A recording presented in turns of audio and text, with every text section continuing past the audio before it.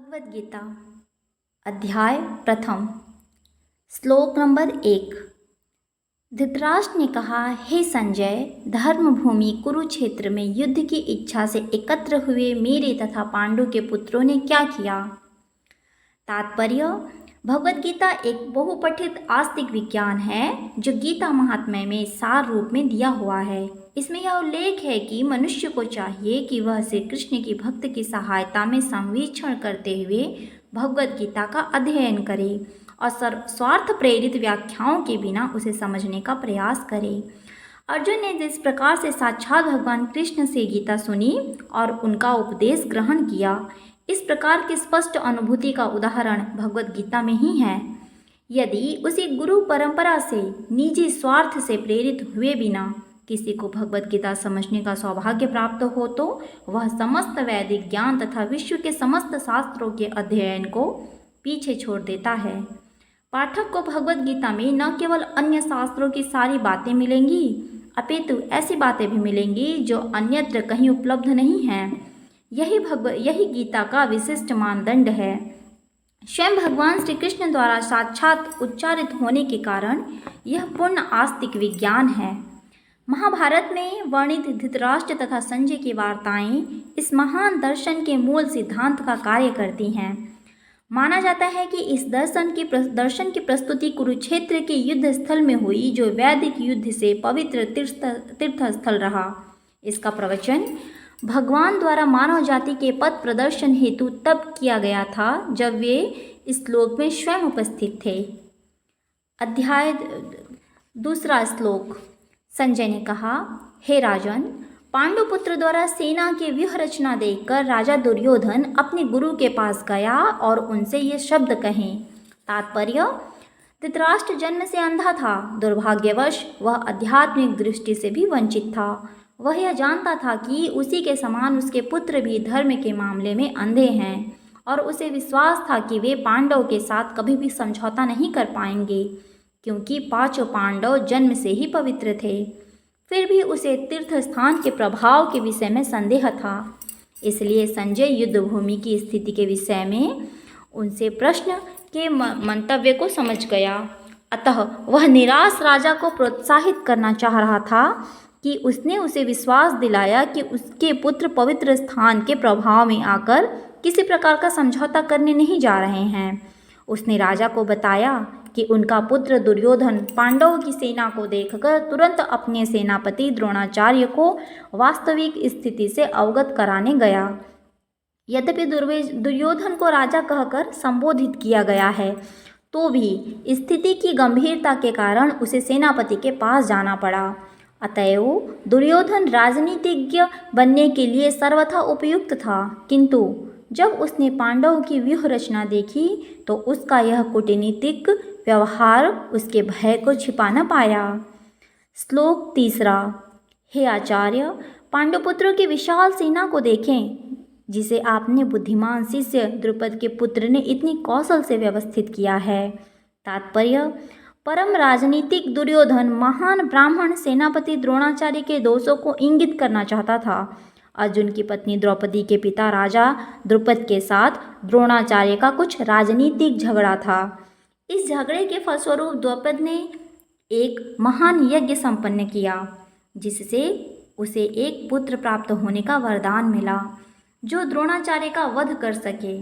द्रोणाचार्य इसे भली भांति जानते थे, किंतु जब द्रुपद का पुत्र धृष्टद्युम्न युद्ध शिक्षा के लिए उसको सौंपा गया तो द्रोणाचार्य को उसे अपने सारे सैनिक रहस्य प्रदान करने में कोई झिझक नहीं हुई। अब धृष्टद्युम्न कुरुक्षेत्र की युद्ध भूमि में पांडव का पक्ष ले रहा था और उसने द्रोणाचार्य से जो कला सीखी थी उसी के आधार पर उसने यह व्यूह रचना की। दुर्योधन ने द्रोणाचार्य की इस दुर्बलता की ओर इंगित किया, जिससे वह युद्ध में सजग रहे और समझौता न करे। इसके द्वारा वह द्रोणाचार्य को यह भी बताना चाह रहा था कि कहीं वह अपने प्रिय शिष्य पांडव के प्रति युद्ध में उदारता न दिखा बैठें। विशेष रूप से अर्जुन उसका अत्यंत प्रिय एवं तेजस्वी शिष्य था। दुर्योधन ने यह भी चेतावनी दी कि युद्ध में इस प्रकार की उदारता से हार हो सकती है। श्लोक चौथा। इस सेना में भीम तथा अर्जुन के समान युद्ध करने वाले अनेक वीर धनुधर हैं, यथा महारथी युयुधान, विराट तथा द्रुपद। तात्पर्य: यद्यपि युद्ध कला में द्रोणाचार्य की महान शक्ति के समुच्च धृष्टद्युम्न महत्वपूर्ण बाधक नहीं था, किंतु ऐसे अनेक योद्धा थे जिससे भय था। दुर्योधन इसे विजय पथ में अत्यंत बाधक बताता है, क्योंकि उसमें से प्रत्येक योद्धा भीम तथा अर्जुन के समान दुर्जय था। उसे भीम तथा अर्जुन के बल का ज्ञान था, इसलिए वह अन्य की तुलना इन दोनों से करता है। श्लोक 5वां। इसके साथ ही धृष्टकेतु, चेकितान, काशीराज, पुरोजित, कुंतीभोज तथा शैव्य जैसे महान शक्तिशाली योद्धा भी थे। श्लोक नंबर 6वां। पराक्रमी युधामन्यु अत्यंत शक्तिशाली उत्तमौजा, सुभद्रा का पुत्र तथा द्रौपदी के पुत्र थे, वे सभी महारथी हैं। श्लोक नंबर 7वां। किंतु हे ब्राह्मण श्रेष्ठ, आपकी सूचना के लिए मैं अपनी सेना के उन नायकों के विषय में बताना चाहता हूँ जो मेरी सेना को संचालित करने में विशेष रूप से निपुण हैं। श्लोक नंबर 8वां। मेरी सेना में स्वयं आप, भीष्म, कर्ण, कृपाचार्य, अश्वत्थामा, विकर्ण तथा सोमदत्त का पुत्र भूरिश्रवा आदि हैं, जो युद्ध में सदैव विजयी रहे। तात्पर्य: दुर्योधन उन अद्वितीय युद्धवीरों का उल्लेख करता है जो सदैव विजयी होते रहे।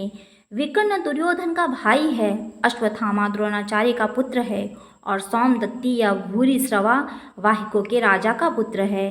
कर्ण अर्जुन का आधा भाई है, क्योंकि वह कुंती के गर्भ से राजा पांडु के साथ विवाहित होने के पूर्व उत्पन्न हुआ था। कृपाचार्य की जुड़वा बहन द्रोणाचार्य को ब्याही थी। श्लोक नंबर 9वां। ऐसे अन्य अनेक वीर भी हैं जो मेरे लिए अपना जीवन त्याग करने के लिए उद्यत हैं। वे विविध प्रकार के हथियारों से सुसज्जित हैं और युद्ध भूमि में निपुण हैं।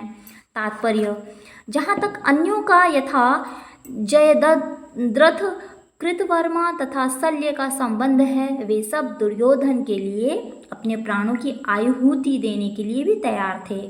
दूसरे शब्दों में वह पूर्ण निश्चिंत हैं कि वे अब पापी दुर्योधन के दल में सम्मिलित होने के कारण कुरुक्षेत्र के युद्ध में मारे जाएंगे।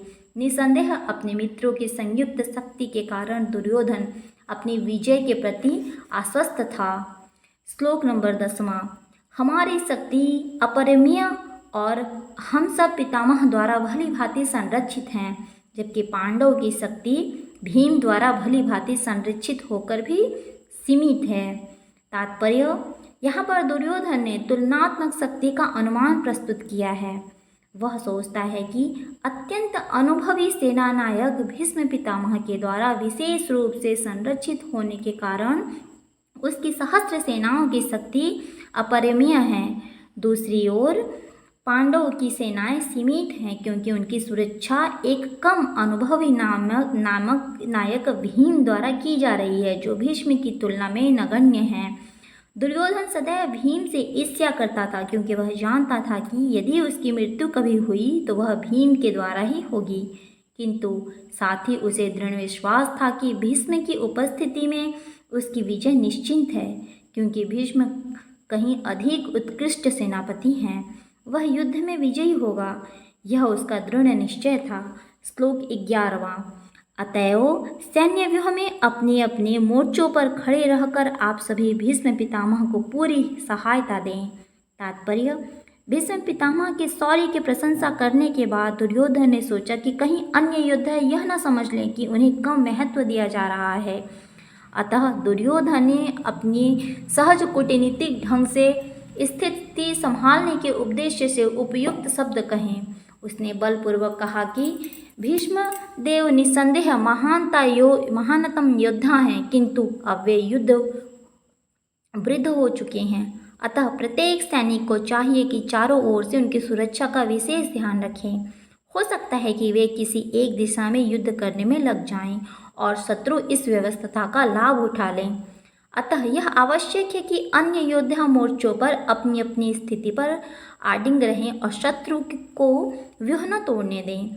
दुर्योधन को पूर्ण विश्वास था कि कुरुओं की विजय भीष्मदेव की उपस्थिति पर निर्भर है।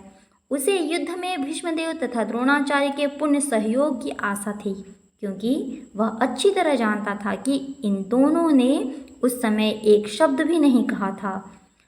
जब अर्जुन की पत्नी द्रौपदी ने असहाय अवस्था में भरी सभा में नग्न किया जा रहा था और जब उसने उनसे न्याय की भीख मांगी थी, यह जानते हुए भी कि इन दोनों सेनापतियों के मन में पांडव के लिए स्नेह था, दुर्योधन को आशा थी कि वे इस स्नेह को उसी तरह त्याग दें जिस तरह उन्होंने घृत क्रीड़ा के अवसर पर किया था। श्लोक नंबर 12वां।